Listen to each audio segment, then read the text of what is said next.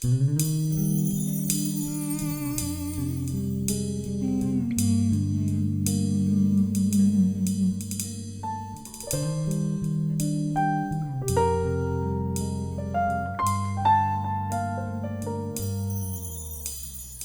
جانا چه غم دارد گل من،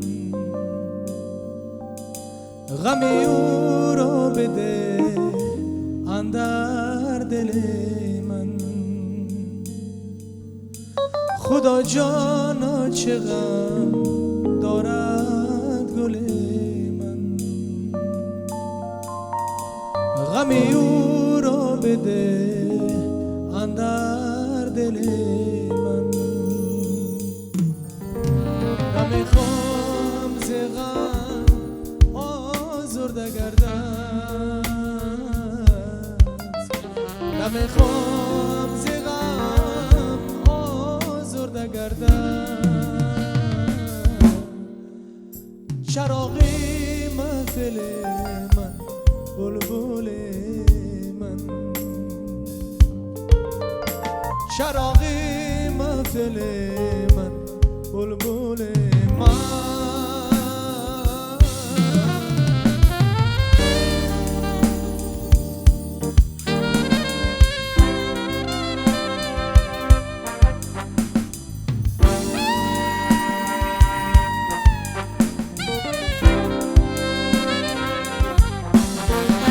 یک در زندگی مستانه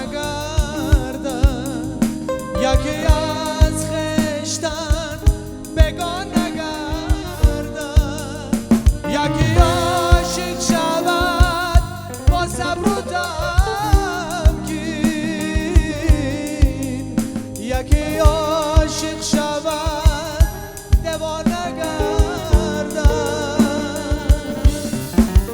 یکی عاشق شود با صبر و یکی عاشق شود دیوانه گردد.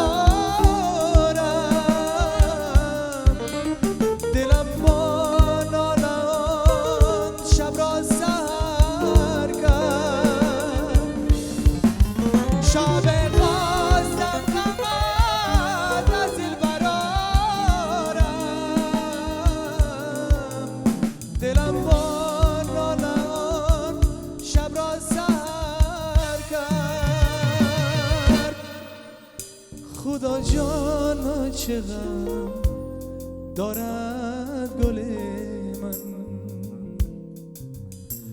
غمی او را بده اندر دل من. خدا جانا چه غم دارد گل من، غمی او را بده اندر دل من. نمیخوام ز غم آزرده گردد، نمیخوام ز غم آزرده گردد. چراغی محفل من، بلبل من، چراغی محفل من، بلبل من.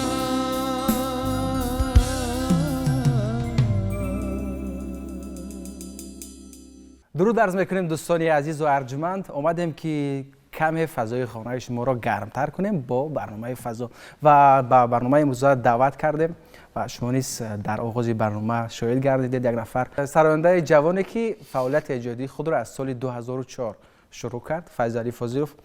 خوش آمدید به برنامه فضا. و یک نفر ادیبی جوان، انیقترش ادیبی بچه ها صنوبری بود. من حضور شما رو به برنامه فضا خیر مقدم میگم و واقعا فیض علی یک ترانه خیلی جذاب بود. این ترانه به فکر من یک 15 سال عمر دارد. سالایی که ما در مثلا مکتب میانه میخوندیم این ترانه صدا میداد و برای ما، برای نسل ما یکم نوستالژی هم هست. خب این ترانه از کجا بود و مالی کی بود و واقعا هم خیلی یک ترانه مثلا مهین و شیرین و زیبا است. تشکر زیاد برای شما فروخت جان برادر عزیز. اولا سلام و درود خدا به همه تماشابینان و بینندگان تلویزیون سفینه میرسونم. بعدا به شما تشکر زیاد. زنده باشین. خوش آمده. سربلند باشین. این سرود راستی گپ چقدر که شما گفتین یک 10-12 سال پیشتر یک محفل با یک محفل ما مهمان شدیم، در اونجا یک برادر بود این سرود زمزمه کرد، با من خیلی پسند شد. خب با گوش من فورا صدا داد. یعنی مال کسی بود این سرود؟ مال کسی بود، بله، مال یک برادر عزیز. با من پسند اومد، برای من هدیه کردن.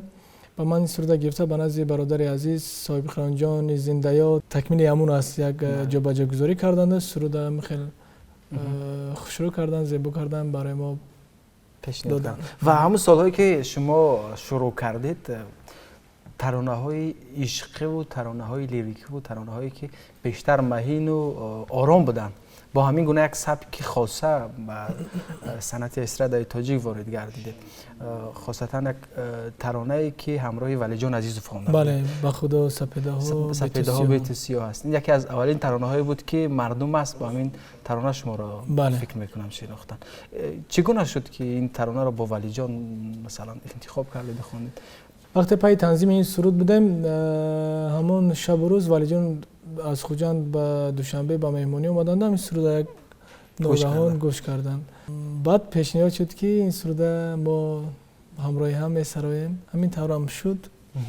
فکر میکنم اگر در کمی هم باشد یک شنونده خدا پیدا کردم شب و روزها. تا حال بعضی مخلصا هستن سوال میکنن، میپرسن، زمزمه میکنند این سرود. خب بعد از آغاز شروع میکنیم، از اون جایی که شما میل آوازخوانی را در دل خود جا کردید. بله. با پیشنهادی که من چرا خواستید که سراینده باشید؟ راستی این یگان مجبوری نبود، یگان پیشنهاد یگان کسی هم نبود. هر یک شخص، هر یک استعداد دارد در دل خود از اون خوردی یک خواهش، یک ذوق دارد. این ذوق، این من فکر میکنم که ذوق شما توأم با استعدادتان بود و واقعا صدای شما و همون ناله هایی که در ترانه‌تان هست این خاصه مال شما است، سبک شما است. یعنی یک هنرمندی هستید که با یک سبک ویژه مثلا به صنعت استراد قدم نهادید. مقصدم این است. یک ترانه داشتید، یک ترانه خیلی محبوب که من زیاد این ترانه رو دوست می‌دارم، ترانه تیرما. بله. نه دیگر خیرمنی گندم، نه دیگر خیرمنی ما هم. این شاعری شهیر زنده‌یاد بازار ثابت است. و شما یکی از جوانایی هستید که بیشتر به همین متن دقت میکنید. من اکثری ترانه‌های شما را گوش دادم و دیدم که بیشتر کوشش میکنید که ترانه‌هایتان مضمون داشته باشد، یعنی در آن متن اشکالی وزنی و اشکالی منطقی نداشته باشد. خب این از کجا است؟ یعنی به متن تکیه کردن، مخصوصا برای جوانها که کمتر دقت میدن، همیشه کوشش میکنن که موزیکایشان مثلا جذاب باشد، شوخ باشد، ولی تکیه به متن و به مضمون و این چیزا کمتر میکنند.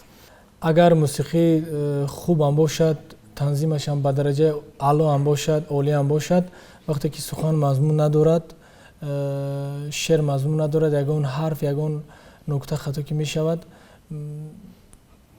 این خلل عمری دراز ندارد، با هم دیگر توأم نیستند. بله، برای همین حرکت میکنم توصیه میتونم به اون نفرانی که سرایندگی میکنند کوشش کنند که یگان خط یگان حرف یگان هیجاش خطا نباشد. یعنی شما تلاش میکنید که متن حتی یک حرف بله. غلط نباشد، بله. یا بله. کلمه غلط نباشد. و هستن میگونه هنرمندانی که حتی من در بیشتر هنرمندان حرفه‌ای و مثلا شناخته دیدم که بعضا وقت یک متن مثلا یا یک حرف میغلطد یا جای مثلا بر و ب میگویند که این چیزا مضمون رو دیگرگونه میسازد. بله. همین طور هم هست. متاسفانه با این کمتر دقت میدید، اهمیت نمیدید و شاید کمتر دقت. خب تشکر زیاد. زنده باشین. ما دوستان عزیز چگونه که در آغاز برنامه گفتیم، همچنین یک نفر دیگر، یک نفر جوان انیخترش در صنف 10 تحصیل میکنه، یعنی صنف 10 رو ختم کردن، صنابر بود و یک نفر خانومی که به نوشتن شعر مشغول هستند و انیخترش برای بچه ها می نویسند، برای نفرانی که هنوز سن سالی خرد دارند، شعرهای بچگانه و واقعا موضوع و سوژه های خیلی جالب در شعرشون پیدا می شود. بعضا وقتی که ما در سامانه های اجتماعی آن را مطالعه میکنیم خب خیلی جالب هستند. خب خوش آمدید به برنامه. و خب چرا محض شعرهای بچگانه را انتخاب کردید؟ اصلا رسالت هر یک هنرمند و شاعر این گفتنی درد دل مردم است. شاعر شعر بنویسد که با واسطه شعر خود درد دل مردم را در آن انعکاس نماید و سراینده آن را به طریق آهنگ می‌درآورد و می‌خواهد که به طریق آهنگ خود یعنی سرود خود آن را به بیننده و شنونده نشان داده باشد و درد دل آن را در سرود خود انعکاس نموده باشد. من نیز در دنیای رنگین کودکان قرار دارم. اصلا کودکان دنیای مایند و در همین دنیای و تخیلات رنگین کودکان قرار دارم و فکر میکنم که اصلا خودم نیز برای کودکان تولد به دنیا آمدم و همه اشعار نوشته خود را برای کودکان بخشیدم. یعنی هنوز بزرگ نشده اید؟ خوب، آفرین. میشود یک نمونه های شعر خود را برای بیننده ما خوانده باشید؟ میخواهم یک شعر تازه ایجادی خود را برای بینندگان قرائت نموده باشم. خب. پدرم خرید پایافزولی نو، خوشحالی کرده پوشیدم درو. شب که خواب رفتم سکچه پای برده است، یک جفتی آن را الکی برده است. در زمین شیشته من گریه کردم، گفتم که آن را آره نزدم. همگی رفته یک جو می گفتند، غمگین نشوم گپ ها می بافتند. ناگه شدم خب بکردم خنده، نکوبید او را سکچه نیست گنده. شاید که او هم گفت است می برم، به طفلش تحفه مثل پدرم. آفرین، آفرین. واقعا جذاب بود. آفرین. واقعا وقتی که شعرهای کودکانه را مثلا گوش میدهی، تصویر کودکی و جهان کودکی و اون طفلکانی که در نزد ما است، واقعا همون حرکت های آنها پیش نظر میاد. چگونه آموزش میکنید؟ یعنی با کودکان بیشتر معاشرت میکنید، با آنها صحبت میکنید؟ این موضوع ها را از کجا پیدا میکنید؟ واقعا هم کودکان رو زیاد دوست میدارم. چی در کوچه، یعنی کودکان سرچشمه الهام من در شعر هستند. از آنها یعنی که کار و افکار آنها رو دیده بداهتا ناگهان شعر به فکرم میزند و خود شعر ناگهان پیدا می شود. و یعنی که در همین کجایی که کودکان رو دیدم ناگاه یگان کار و افکارشان برایم قیزیق و جالب باشد، زود به شعر می آورمش. آفرین، آفرین. خسته نباشید. و خب ما صحبت را ادامه میدیم در دوام برنامه با شما و بهتر است که حالا باز یک ترانه دیگر میشنویم. چی ترانه دیگر دارید؟ چی دستاویزی دیگر دارید برای بیننده تلویزیونی ما؟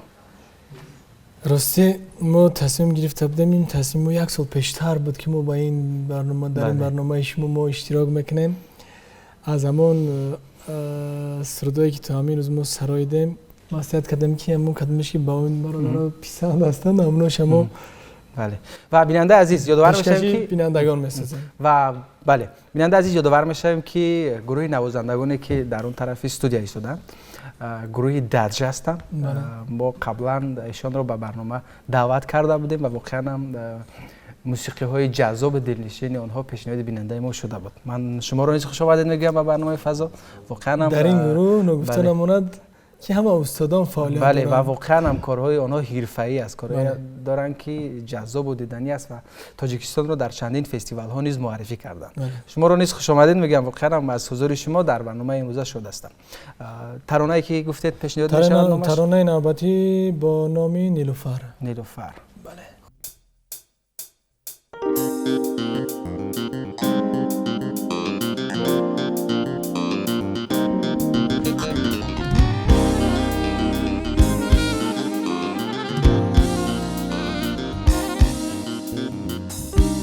بسوی من گلک خوشبوی من، همیشه آرزوی من بیا به نزدم. نیلوفر باغ من بیا به سراغ من، مرهم به داغ من نیلوفر من. نروی از یاد من ای نیلوفر، همیشه مهربانی بسویم نگر. نروی از یاد من ای نیلوفر، دلم طاقت ندارد به تو دیگر.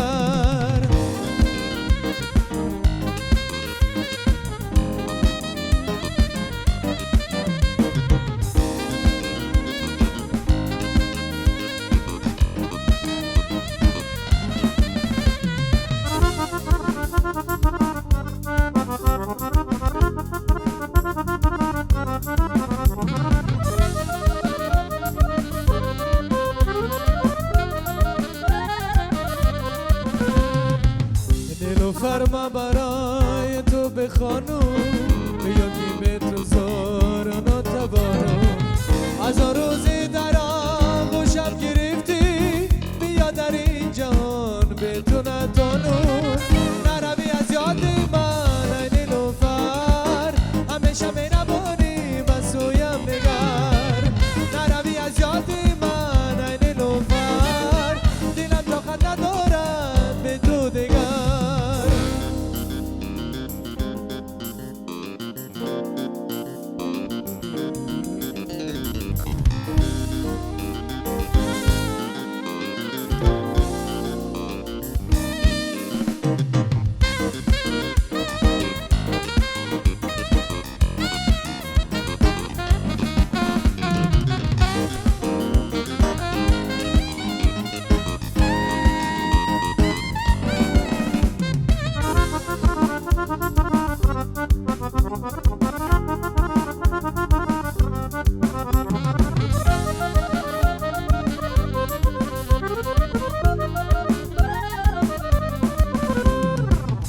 قشنگ و نازنین بین گلها، دلم خواهد که باشه مرد و تنها.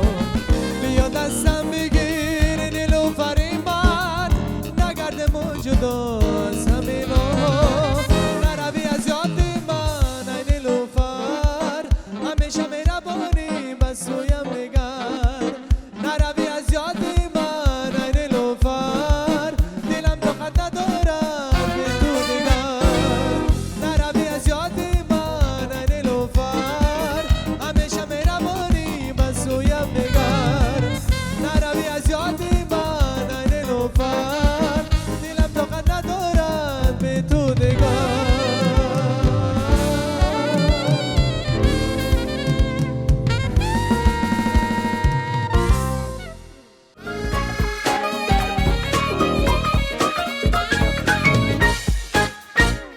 دوستان عزیز، برنامه فضا رو ادامه میدهیم. یادآور میشم که مهمانی برنامه ما فیضعلی فضیلوف، صنوبر عبادова و گروه دج. من هر یک شما رو به برنامه خوش آمدید میگم. خیرم ترانه جذاب و شوخ بود. زنده باشین، و سلام باشین. از سال 2004 تا این جانب فعالیت کردن در جدای صنعت بودن.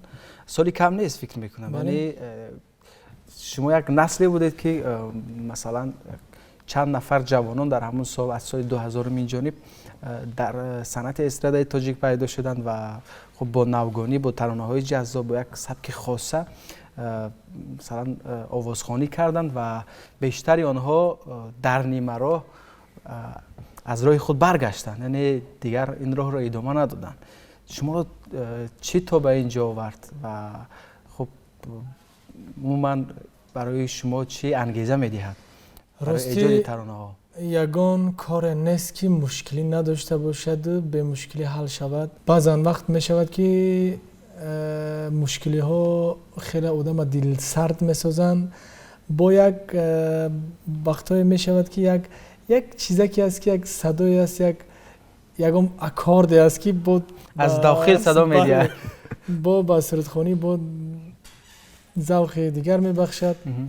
خب اولین ترانه‌ای که با ولی جان عزیز پیشنهاد کردید آهنگ خود شما بود. بله. خب در همون سال‌ها باز کدام ترانه بود؟ باز چند ترانه‌های دیگه هستن. خوب است یک در داخل این سرودی که من سرودم در این کلبار شاید عددشون 20 باشد. یعنی 20 آهنگی که برای کسی دیگر نیست آهنگ تحفه کردید؟ بله بودن چند نفرایی که براشون آهنگ سازی کردیم، آهنگ ساختیم. در سرایده. بله. خب و یک ترانه‌ای که شما می‌خوندید یعنی با سبک خودتان این ترانه را پیشنهاد کردید، ترانه ستاره من. واقعا از جانب شما پیشنهاد کردن و با سبک خودتان پیشنهاد کردن همین ترانه برای بیشتر مردم پسند آمد. یعنی یک ترانه بود که هیچ کس امید نداشت، هیچ کس انتظار نداشت که این ترانه با این سبک پیشنهاد می شود. و همچنین بعضا سرودهای مقام را نیز شما با سبک اصولی خود میخوانید. کوشش میکنم که در کدام ژانری که نباشد، چی فلک، چی شش مقام، چی کلاسیکی، چی استرادی، از بودش برآمده باشه. کدام ترانه را بود که در سبک شش مقام خوانده؟ در ژانر سرود کلاسیکی است. زلف پریشان این چند نفر چند استادای هستند که اینا سرودن تا این روز. ما هم کوشش کردم که همین سرود سرایده باشم، لیکن نمیدونم تا چی درجه من خوب سرایدم که بعد سرایدم. چرا خواستید که سرودهای کلاسیکی رو بازخوانی کنید؟ چی شما همون سرود خواستم. برای اون که اونجا خیلی متنش بدون ما پسند است، مقبول است، هم متن وزنین است، دلچسب است و هم آهنگ جذاب است، آهنگ خوب است. و تا جای میدونم با سراینده محبوب گوگوش نیست علاقه دارید؟ گوگوش بدون من خیلی پسند است، زیاد نزدیک است. خب کدام ترانه‌اش رو بیشتر دوست می‌دارید؟ همش. آدما از آدما زودتر میشند، آدما از عشق هم دلگیر میشند. آفرین، خسته نباشید. چرا با گوگوش رو آوردید؟ اونم همین است. واقعا از نسل ما، از نسل جوانترها این طرف کمتر با مثلا ترانه هایی که کلاسیکی هستند، ترانه هایی که در آنجا متنی والا هست، یعنی ترانه هایی هست که هضم کردنش کمی برای نسل جوان مشکل است. چرا با این گونه ترانه ها رو میارید؟ در دل همه چیز همه کس جدا نمی شود. از سین خوردی همین گوگوش، صدای گوگوش در دل من نمیدونم جا شد دیگر همین. یعنی همیشه ترانه‌اش رو گوش میدی. خب باز بیشتر کدام از هنرمندانی از کلاسیکی ما گذشته ما برای شما پسند است؟ یعنی ترانه‌اش رو گوش میدید و با اون مثلا بعضا وقت مثلا پیروی میکنید؟ استادا رو ما همش حرمت میکنم، همه سرودهاشون رو گوش میکنم. اگر همشون نمبر کنیم تا سر با فکرم فرصت نمیرسه، شمارهشون هم تمام نمیشد. فقط یک چی میخوام که باشند. تشکر زیاد، خسته نباشید. صنوبر شما تلاش کردید که در ژانرهای دیگر شعر نویسید، یعنی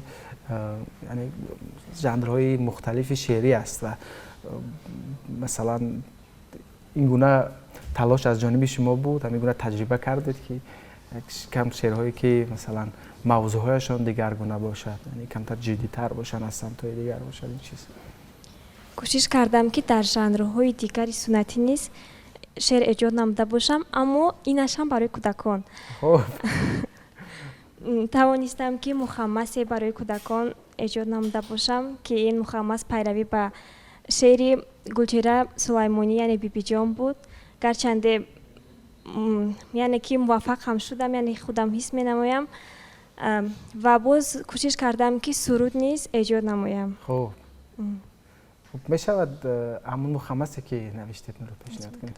رستم حولی برآید، روحی بیبی رو پوید بیبی اوید سر اوید بیبی جانم اوید دل و جانم اوید با جوراب دوزی او بند دویم گوید با ما پند افسانه گوید بلند بیبیم اوید ما خورسند کیسه هایش پوری قند بیبیم گوید نازنین نبیره بهترین بیو با پهلویم شین گپ های بیبیم شیرین قند برین عسل برین بیبیم چراغ خانه آرد با ما دولانه شیشته خوریم شدانه بیبیم کنی افسانه بیبی جانم یگانه بسوی باغ دوانم درختی تو تکانم چیده پیشه کشمانم بیبی جان شینانم خفه شدن نمانم بیبی جانی خوشبویم میده بی بافد مویم بوسد از بری رویم بیبی جانی خوش رویم بیبی قصه گویم. آفرین، خسته نباشه. آفرین. احسن.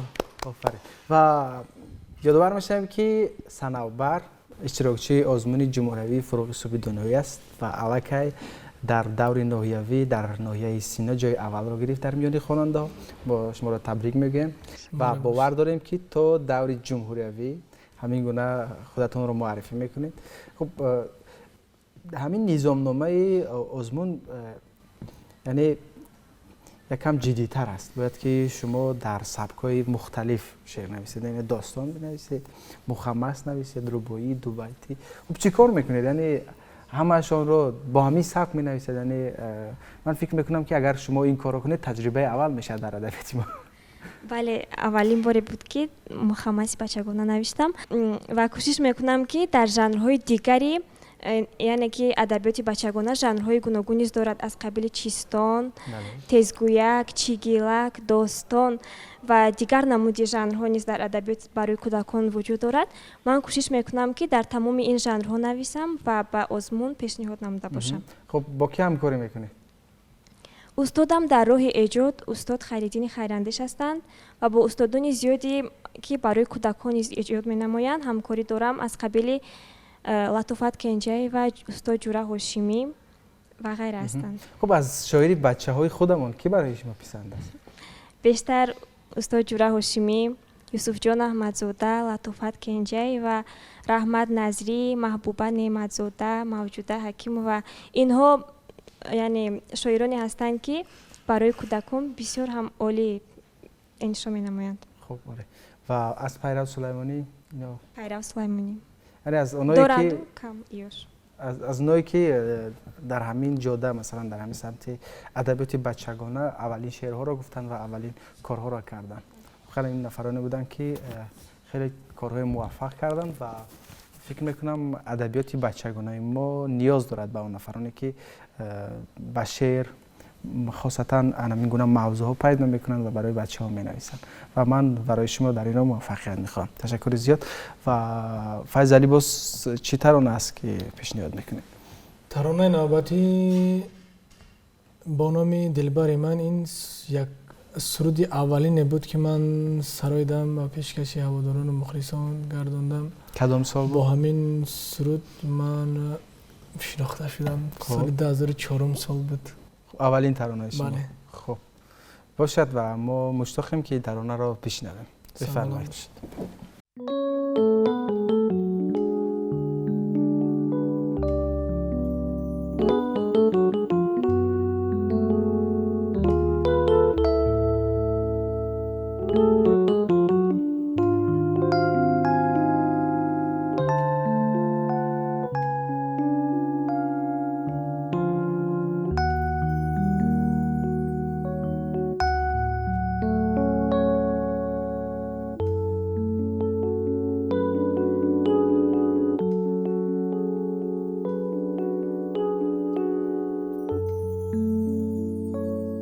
در عشق تو علم کشیدم، خون خورده شهد غم چشیدم، من به سر و تو مست و مغرور، وفا تو از وفا دور رفتی و با خود برده ای صبر و قرارم دو چشم براحت انتظارم تا زندم می جویمت ای دل فگارم ای بلبلی باغ و بهارم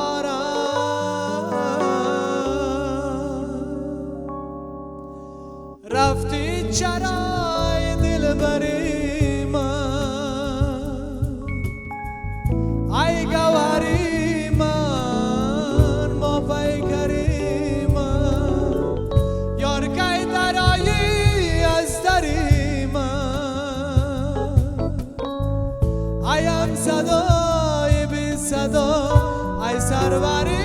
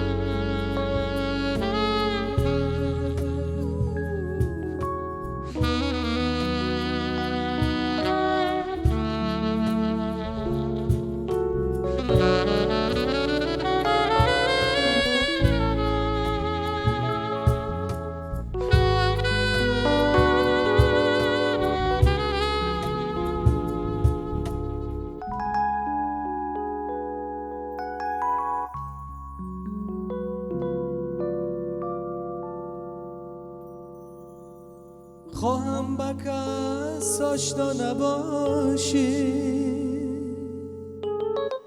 از دیدم جدا نباشی تا آن دمی که از سری ناز بر کلبم خدم نهی باز ای درد و درمان دلم ای سر به نازم بر من بگو با تو چه سازم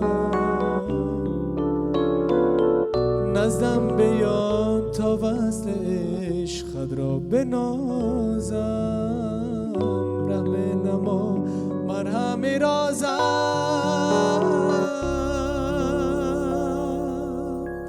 رفتی چرای دل بری من ای گوهری من ما پیکری من یار که درایی از دری من ایم صدای بی صدا ای سروری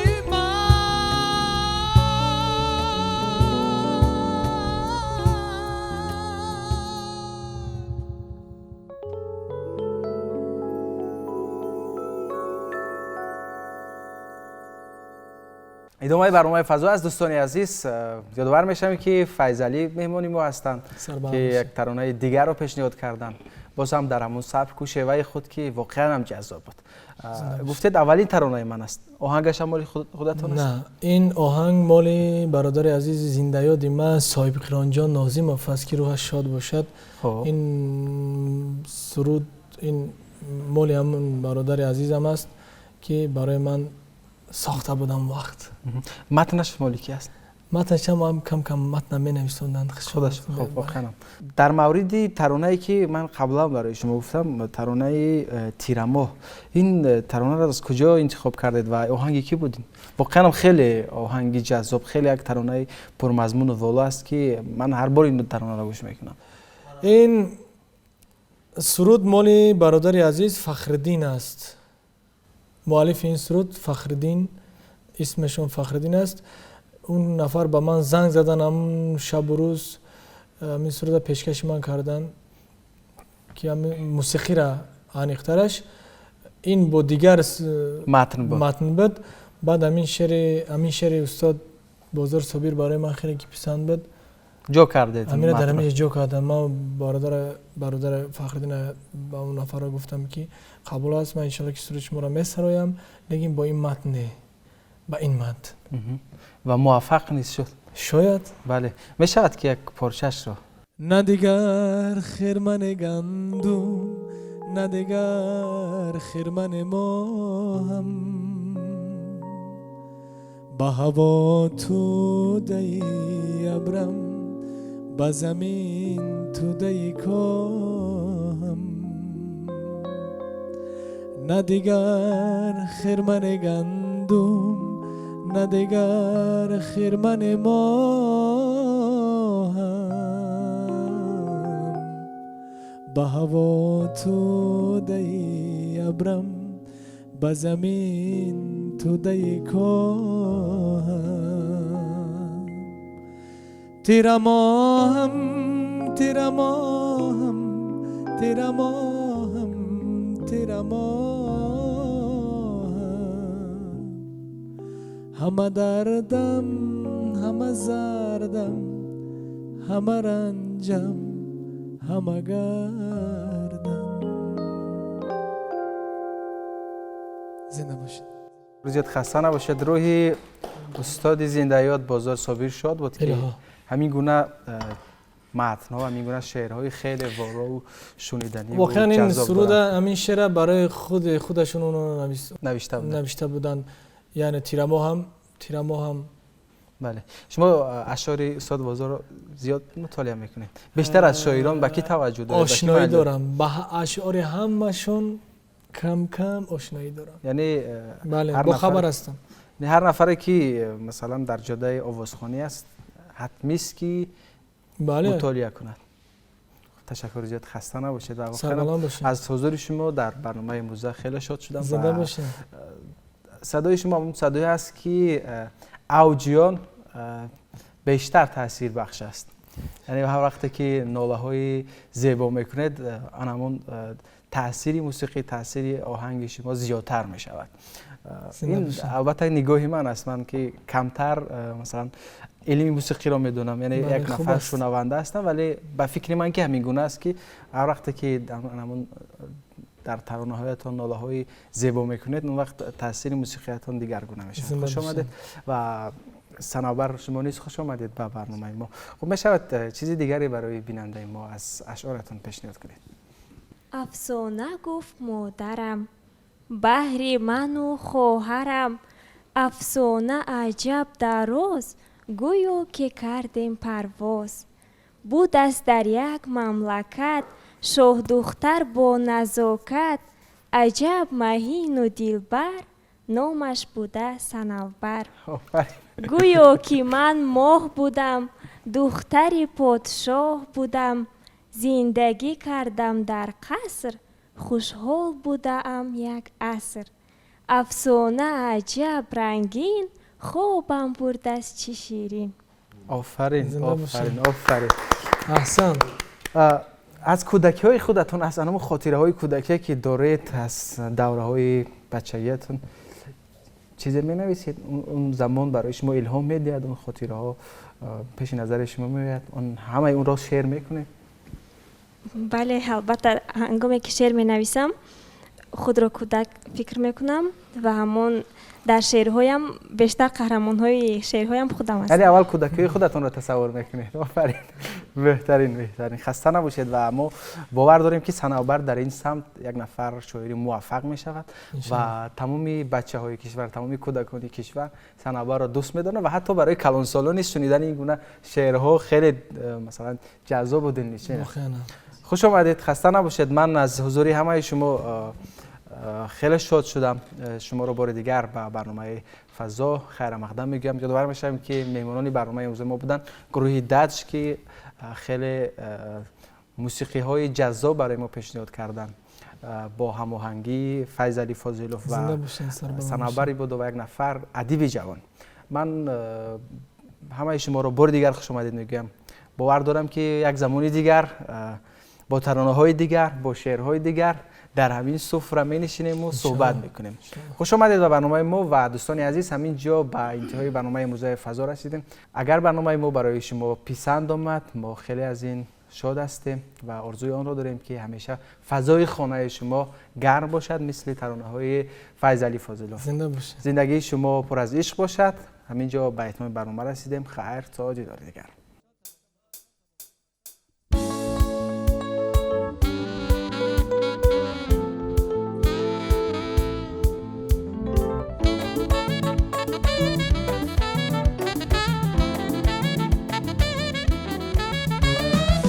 چند روزی زی سودای تو غمگینم، دلبر شیرینم، غنچه لعل و لبت شاخه نسرین است، دلبر شیرینم، غنچه لعل و لبت شاخه نسرین است، دلبر شیرینم، دلبر شیرینم، دلبر شیرینم، دلبر شیرینم، دلبر شیرینم.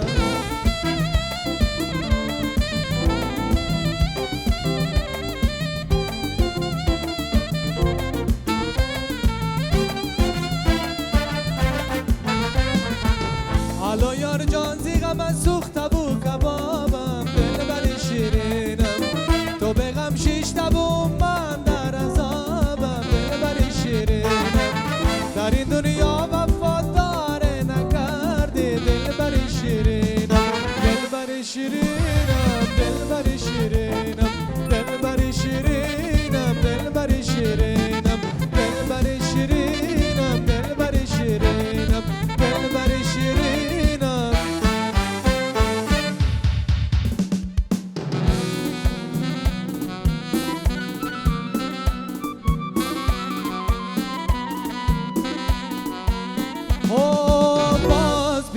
باز بیا جانی من، باز بیا بشکنه درمان من، باز بیا جانی من، باز بیا بشکنه درمان من.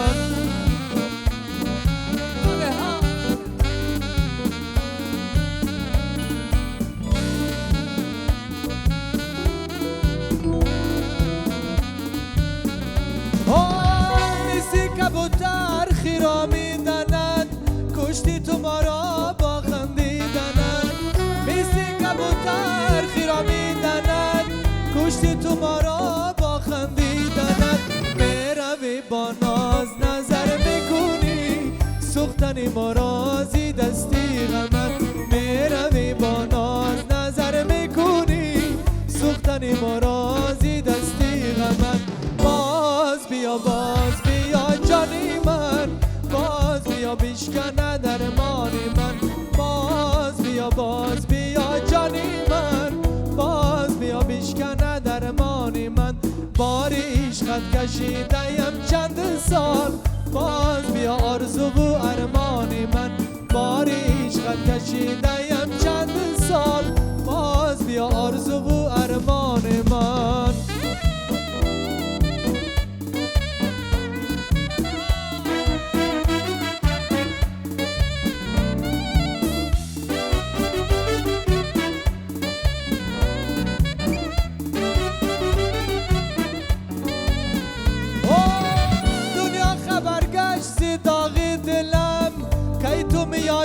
سراغی دلم، دنیا خبر گشت زیداغ دلم، کی تو میایی سراغی دلم. مثل تو یک گل نباشد نازنی، ای سیاه چشمک در باغی دلم، مثل تو یک گل نباشد نازنی، ای سیاه چشمک در باغی دلم. باز بیا جانی من، باز بیا بشکنه درمان من، باز بیا جانی من، باز بیا بشکنه درمان من. داغ عشقت کشیدیم